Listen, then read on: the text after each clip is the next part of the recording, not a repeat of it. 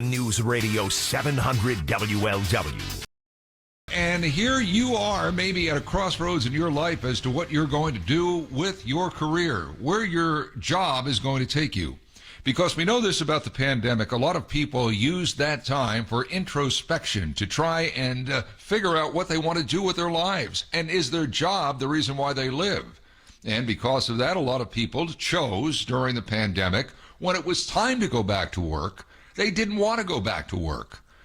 And now we see over 9 million unfilled jobs in this country, and still about 15 million people who are receiving some sort of government aid. So what's going on here?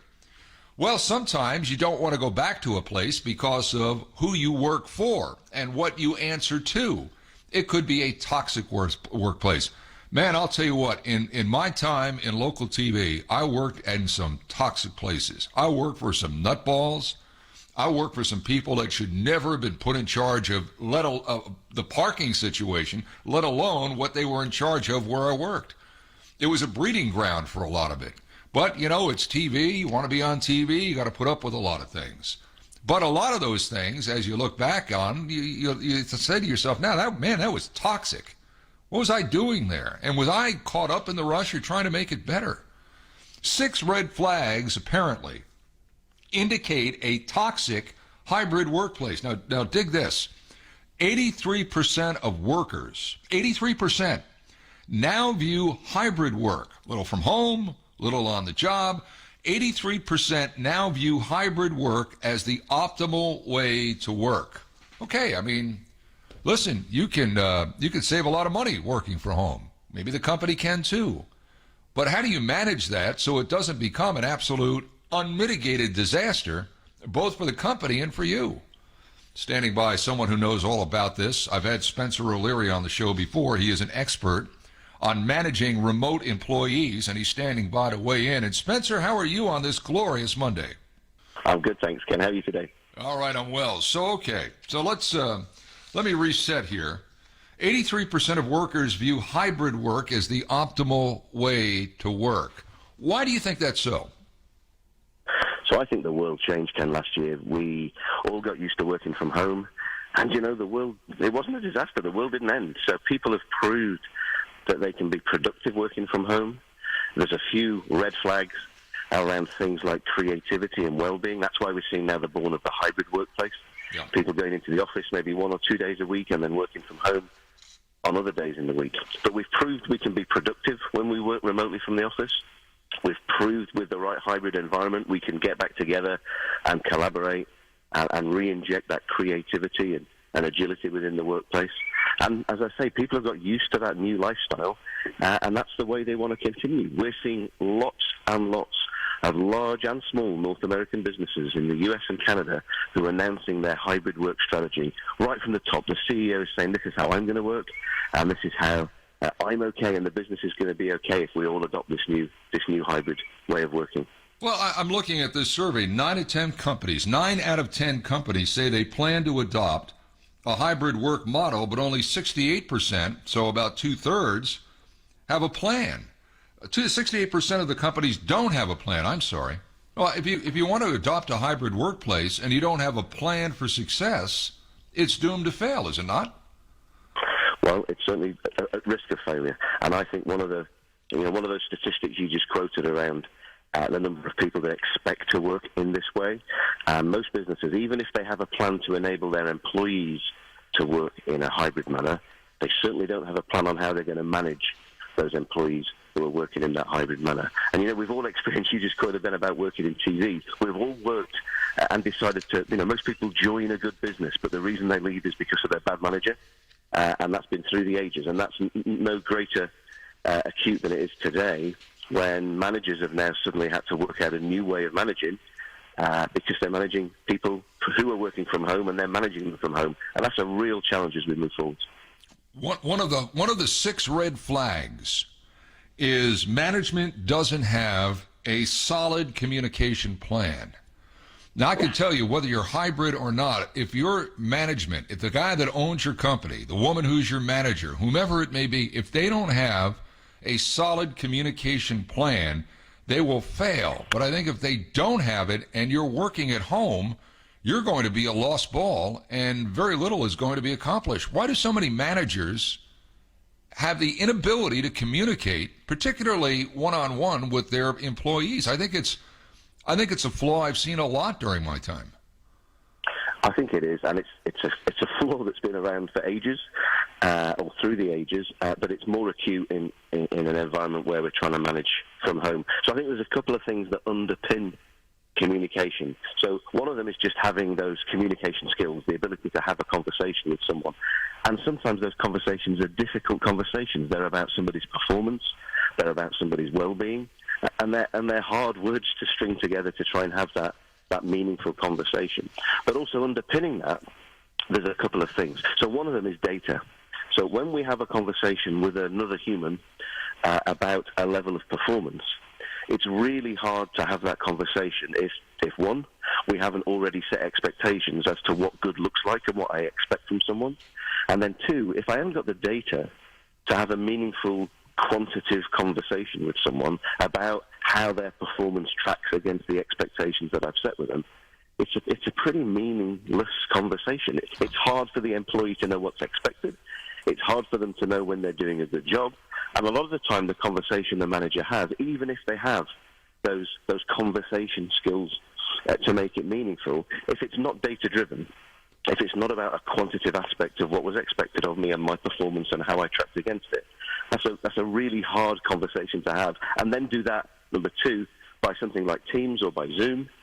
If I haven't, again, thought about the things I need to do to have a good conversation over the internet, that's about not having the distractions. It's about trying to look at people in their eyes as you're having that conversation with them, and doing that over Teams is a lot harder than it ever was face-to-face. Yeah. So if I haven't got the tools to do it and I haven't got the data to back it up, I'm kind of starting those difficult conversations from a pretty impossible place.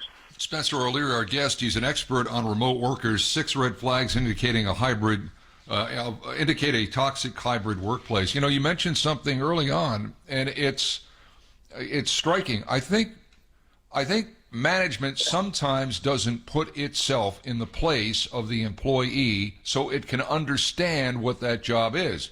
And ironically, in a lot of businesses, most of the people that rise through a company have risen through the company by working at the bottom and having a career path where they can at least advance to a certain point.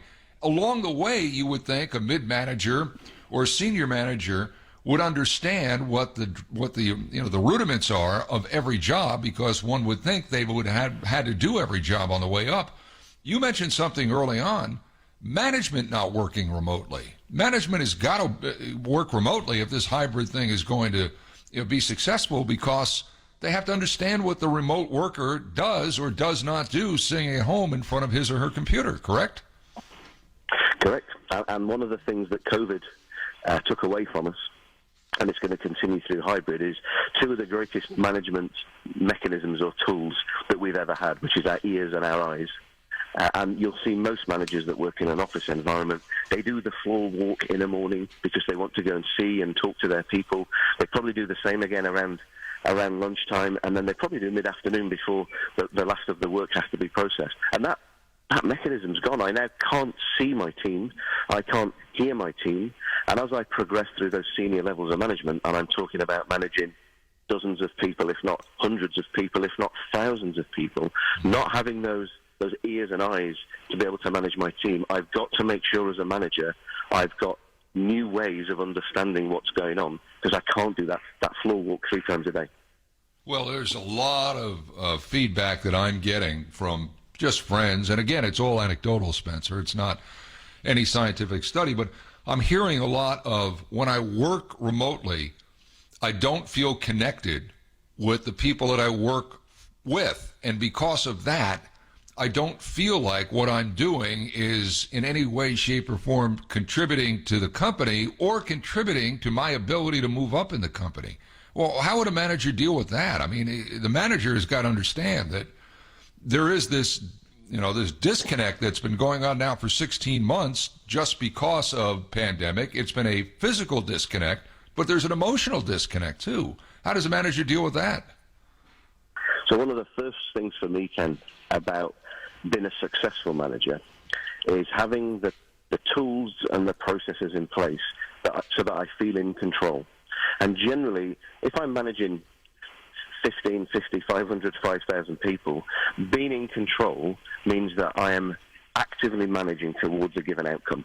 And what we find today, and it's exaggerated through COVID, is managers tend to manage with hindsight. They manage the past.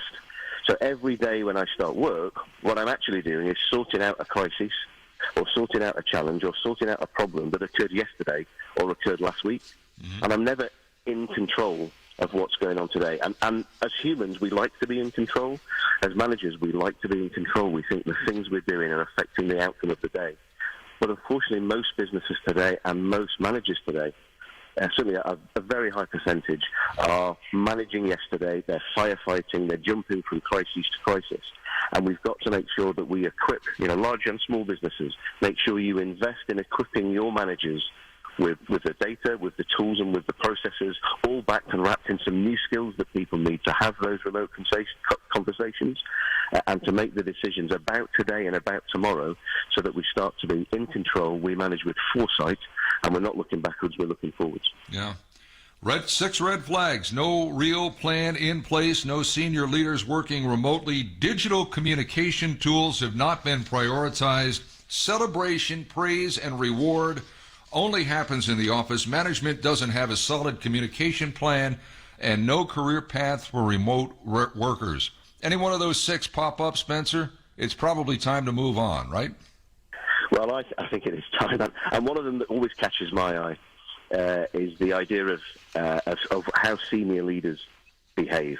So we all know as humans, for anyone listening that's got children, is your children often emulate your behavior as an adult, and it's no different in business. You generally emulate the behavior of your boss, and whatever values your boss demonstrates, or their boss, those behaviors tend to flow down to each and every employee. So what we're finding, and there's a number of businesses that announced hybrid and remote working plans last week, but you start to assess some of the senior leaders and the CEO and the C-suite and some of the senior managers all in the office 5 days a week, yet they expect their people to be equipped and efficiently and effectively manage a hybrid workforce who maybe only come into the office 2 or 3 days a week. So I think we've got to ask our leaders of today and ask our leaders of tomorrow. They need to lead by example. They need to show that they can run large and small businesses by working remotely, and then equip each and every one of their management layer, right down to each individual employee, with those tools, processes to enable them to manage in this hybrid environment. Spencer O'Leary, CEO of ActiveOps North America, the global company, a leader in management process automation. That sounds like logistics. Is that what this is? So, Ken, what we do at ActiveOps is we help managers be better managers. We equip managers with the tools, the processes, and the skills so that they can manage people, their performance, and their well-being. Let's get that balance right. And they can do that whether they're working in the office or whether they're working at home. So through some smart software, we provide the data, we provide a management process, and we coach people in the skills that they need so they can make active decisions about performance and well-being today and tomorrow and be superstars in this new hybrid management world. Yeah, good. I got a list of about 7 or 8 people I can send to you. They will be projects, but I think at the end of it all, you'll find it to be pro bono and very rewarding. Can I send the names to you? Absolutely. That'd be great, Ken. Spencer, you have a great day. Thank you so much for joining us. Stay well, okay? Appreciate it, Andrew. Thank you. Bye-bye.